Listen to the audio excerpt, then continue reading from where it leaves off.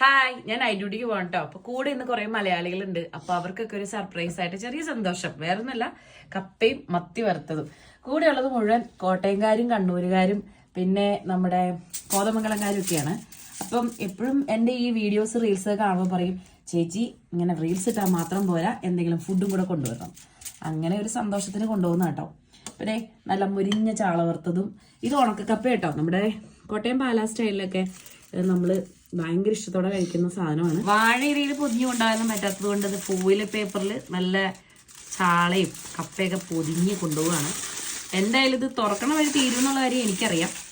അങ്ങനെ പൊതിയൊക്കെ തുറന്നപ്പോൾ ഉണ്ടല്ലോ, നല്ല സ്മെല്ലായിരുന്നു കേട്ടോ. സാധാരണ ഇംഗ്ലീഷുകാരൊക്കെ ഉള്ളപ്പോൾ മത്തിന്നല്ല ഒരു മീനും അങ്ങനെ കൊണ്ടുപോകാറൊന്നുമില്ല. കാരണം ഈ സ്മെല്ലൊന്നും അവർക്ക് പിടിക്കത്തില്ല.